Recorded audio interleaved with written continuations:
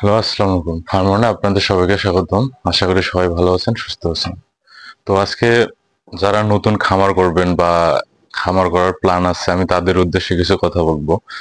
যে দেখেন ভাই, আপনি যদি ডেইরি সেক্টরে আসেন, তার জন্য দেখা যায় যে আপনার ডক্টর বা রেজিস্টার ভেটেরিনারি হওয়ার দরকার নেই।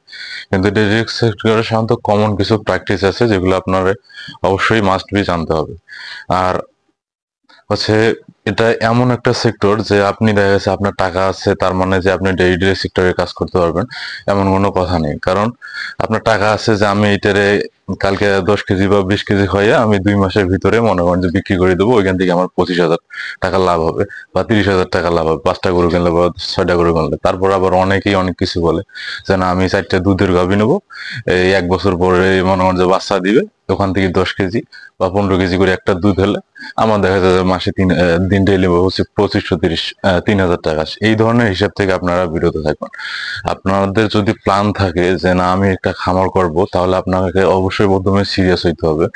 আর সিরিয়াস হওয়ার পর হচ্ছে কি করতে হবে, সর্বপ্রথম হচ্ছে সাধারণত আপনাদের এলাকার যে ভালো ডাক্তার অথবা প্রাণী সম্পদ যে অফিসার আছে, আপনার তার কাছে পরামর্শ নিতে হবে যে আপনি কিভাবে শুরু করতে পারেন, কোন জাতের গাভী দিয়ে শুরু করতে পারেন। তারপর হচ্ছে আপনি হচ্ছে ডেইরি সেক্টরে আসবেন না ভেটেরিনারি হচ্ছে সেক্টরে যাবেন, গরু মোটা তাজা করবেন, এগুলো হচ্ছে সবকিছু আপনাকে জানতে হবে। তার এই সেক্টরটা এমন একটা সেক্টর যে এখানে দেখা গেছে যে আমরা সাধারণত এটা করি যে দেখা যাচ্ছে আমি 4টে গাভী নিয়ে আসলাম, 1 বছর পর এরা যখন বাচ্চা দিবে তখন আমার 4টে বাচ্চা হবে, এই ধরনের এখানে কোনো হিসাব করতে হয় না। কারণ এগুলো হচ্ছে টোটালি দেখা যাচ্ছে সঠিক সময়ে আপনার মনে করেন যে বকনা হিটে না আসে, তারপর হচ্ছে বিভিন্ন রোগ হয়, এগুলো হচ্ছে সবকিছু মেনটেন করে চলা লাগে। আর তার উপর যদি সাধারণত একবারে নতুন যারা, তারা হয়তো বা এগুলো হচ্ছে কি কি পরিমাণ খাবার দেবে, তারপর হচ্ছে চিকিৎসা কি, এই ধরনের ফুড ম্যানেজমেন্ট, তারপর হচ্ছে এদের মেডিটেশন, এগুলো সম্পর্কে হচ্ছে আমরা জানি না, এই কারণে হচ্ছে আমাদের লস হয়। তাই ডেইরি সেক্টরে আসার আগে অবশ্যই অবশ্যই যারা সাধারণত নতুন আপনারা ডেইরি সেক্টরে আসতেছেন, তাদের অবশ্যই কমন যে প্র্যাকটিস গুলো আছে এগুলো জানতে হবে।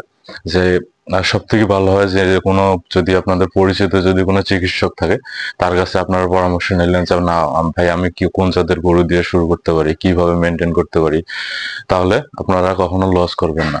আর ইউটিউবে সাধারণত যে ধরনের মরণ ফাঁদ গুলো আছে যে না 5 টাকা বিকেলে 3 মাস পর 30 লাখ টাকা লাভ, 2 মাস পর 25 লাখ টাকা লাভ, 25 কেজি দুধ দেয়, 26 কেজি দুধ দেয়, এগুলা থেকে ভাই আপনারা বাইরে হয়ে আসবেন।